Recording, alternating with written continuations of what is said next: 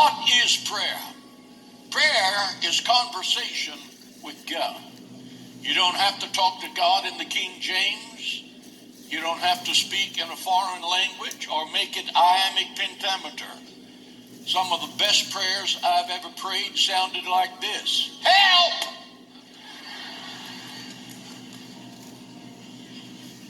And that's a fact. Prayer is not sending God to run on your errands. A Christian must get on his knees before he gets on his feet.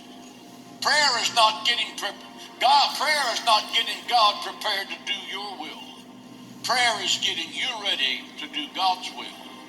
The Lord's Prayer, say this: not my will, but thine be done. Say that with me. Not my will, but thine be done. Prayer is the only way to release the supernatural power of God in your life, in your marriage, in your business, to show you great and mighty things. But the question is, as powerful as God is, God cannot answer prayer until you pray. You often hear, or I often hear people say, well, I wonder when God is going to do something. The initiative rests with you, not God.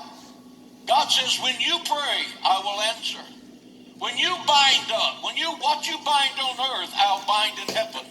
What you loose on earth, I will loose in heaven. But the initiative rests with you.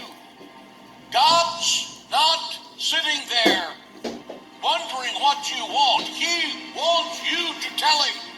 Because if you tell him in faith, believing, you will receive it. Give the Lord praise in the house.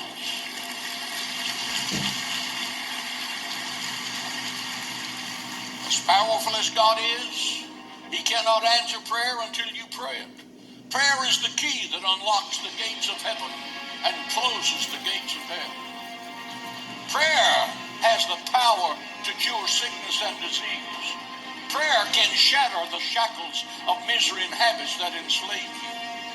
The torments of your son, the thing that's destroying your daughter, your husband, your wife. Prayer can change that. Prayer does not need proof. Prayer needs practice. Intellectuals in America are jabbering about God being so distant, God being so far off. He's a cosmic being, doting grandfather, sitting benignly in the heavens, totally unaware and out of control. Listen up, dummy. God is as close as your next prayer. He can move heaven and earth. He's waiting on people of prayer to simply prevail in the authority of Jesus' name. Prayer is the weapon that God has given to his children to wage war in the heavenlies. When we say we bind and loose, what are we talking about? Paul said we're talking about powers and principalities in the heavenlies. There are supernatural beings that have structure and order who are under the command of the prince of darkness. That would be the devil. And if you really get in a heavyweight fight, you're going to meet these people. And the way that you meet them is in the authority of Jesus' name. You bind them in your family. You bind them from your children. You bind them from your business. You bind them from your future. And you do so in the authority of Jesus' name. And it happens.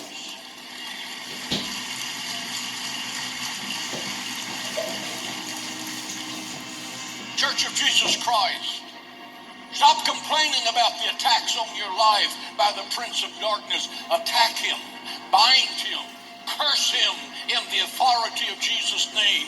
Put your foot on the head of the devil and watch him squirm. The victory is ours through Christ the Lord. Satan is a defeated foe.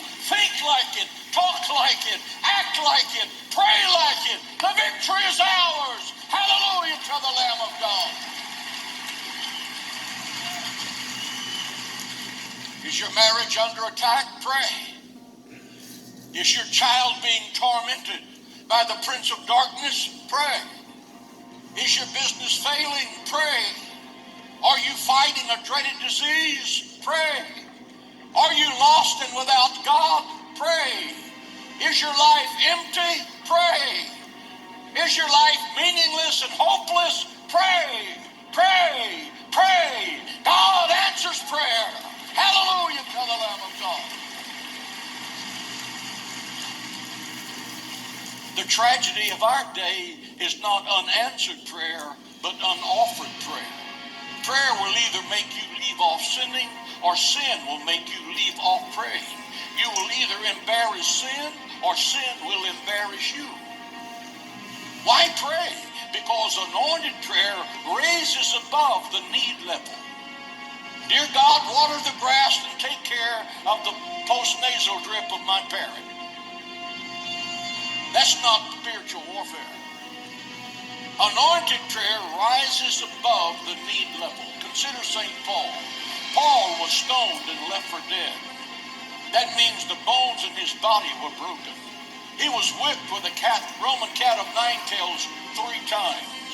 That means he had almost 120 series of scars on his body.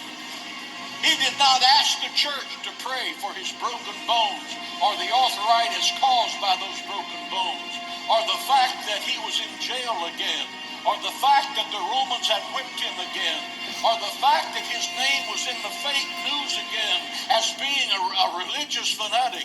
He said, pray for me that I may speak the Lord with more boldness. What? That's what got you put in prison. Boldness. Boldness is what got him in jail. He wanted boldness. Boldness.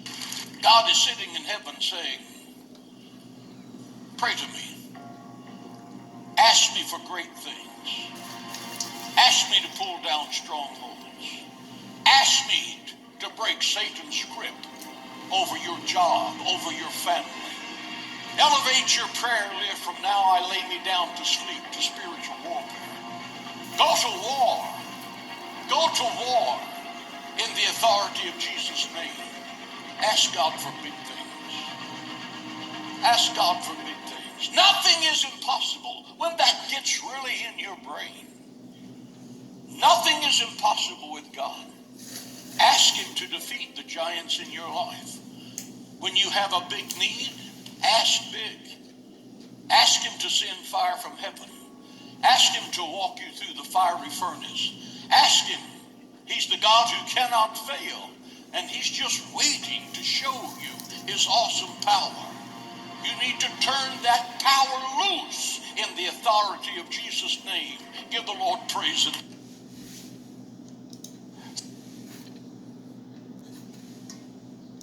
There's only one power available to change the course of history, and that is the power of prayer prayed by God-fearing, Christ-believing men. I've lived, sir, a long time, and the longer I live, the more convincing proofs I see of this truth, that God governs in the affairs of men.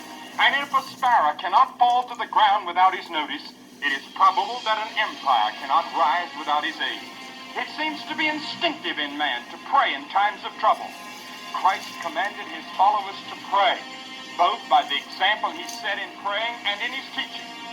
So fervent and direct were his prayers that once when he had finished praying, his followers turned to him and said, Lord, teach us to pray. On another occasion, he taught them to pray by way of illustration through a parable. He taught of the widow and the unjust judge, who rendered a favorable decision to the widow, not because he feared her, but because of her perseverance. So Jesus said that men ought always to pray. From one end of the Bible to the other, there are stories of those whose prayers have been answered. Men who turned the tide of history by prayer. Men who fervently prayed and God answered. Abraham prayed, and as long as he prayed, God would not destroy the city of Sodom, where Abraham's nephew Lot was living. Elijah prayed, and God sent fire from heaven to consume the offering of the rude altar he had built in the presence of God's enemies. Elisha prayed, and the son of the Shunammite woman was raised from the dead. Daniel prayed, and the secret of God was made known to him, to the saving of his companions and the changing of the course of history.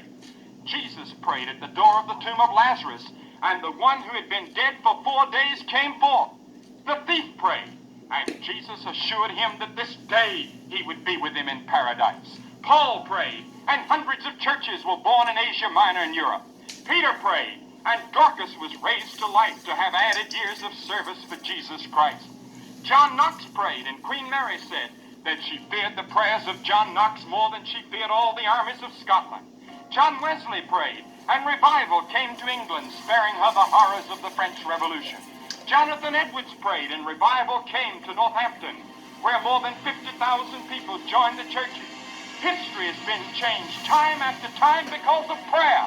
I tell you, history could be altered and changed again if people went to their knees in believing prayer. What a glorious thing it would be.